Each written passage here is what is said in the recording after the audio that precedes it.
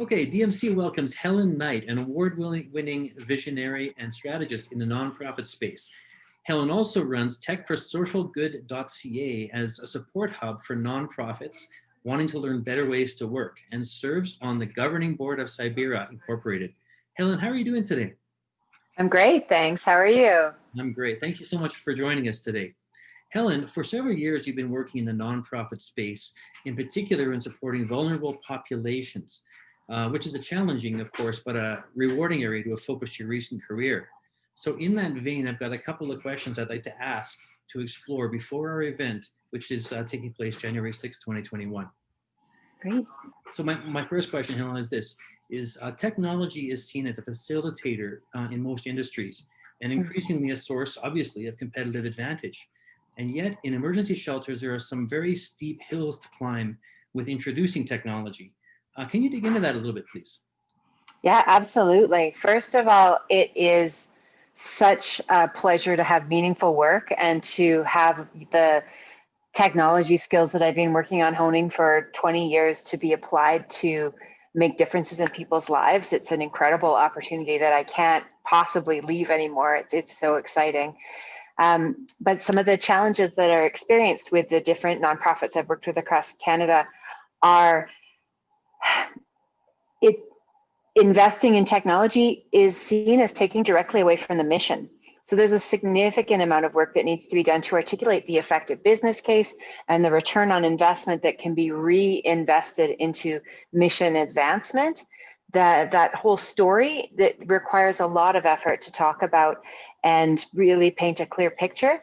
They've been underserved by technology for such a long time and in so many ways, using free software and donated hardware. The understanding that true and effective ecosystems of CRM and ERP and HRM, they're not even understood necessarily as the value that corporations recognize that they're able to elevate your organization.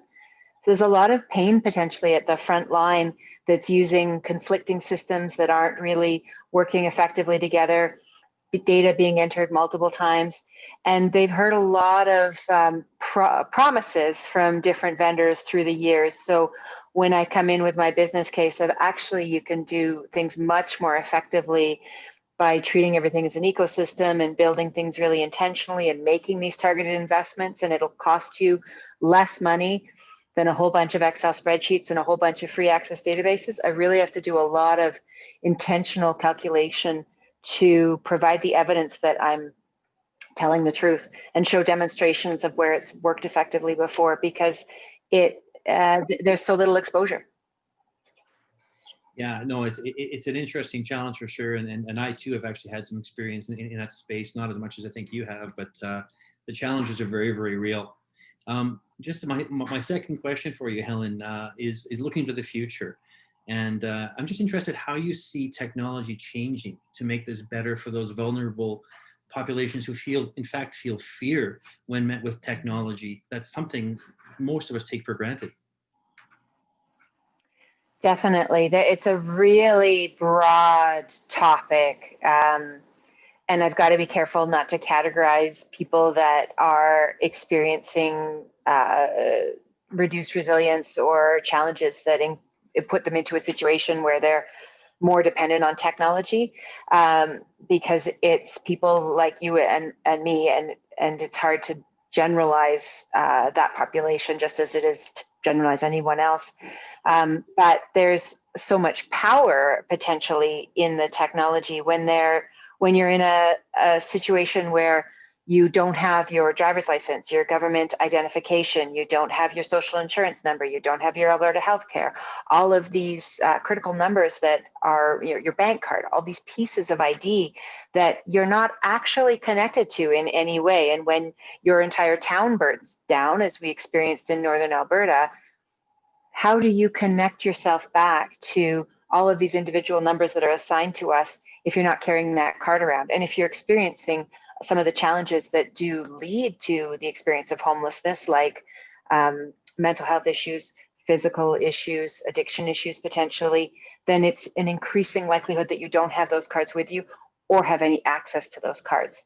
So it's a significant technical problem to treat people effectively and fairly as the individuals that they are without invading their rights to privacy.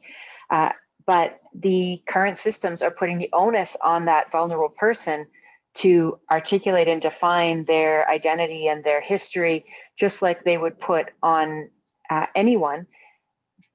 But they're the least able to present those documents.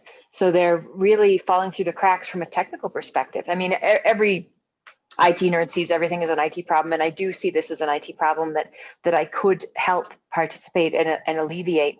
But we need to be able to find a way to link people to those numbers in the time that you don't have the numbers with you, and you don't have the potentially the capacity or the ability of their memory due to head injuries, etc., to be able to articulate, yeah, that's why you can tell me that I'm me.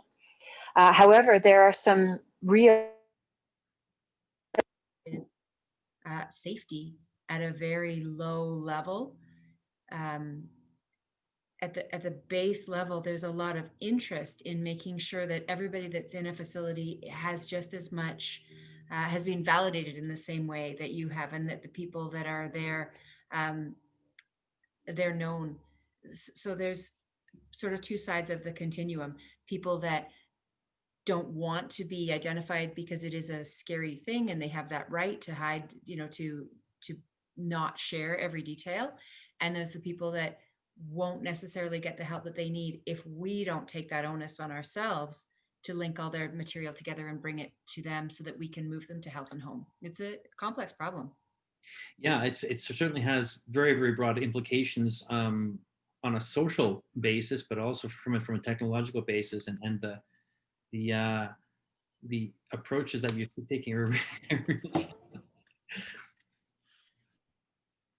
can you hear me now? I can hear you now. I'm sorry, my headset died. That's okay. No, actually, your audio kicked out there for a minute. So what I'll do is I'll close it out right there, Helen, and thank you very much. Looking forward to the talk that we're doing on the on the 6th of January with Dr. Louis Franciscuti, and I'll speak with you soon. Thank you.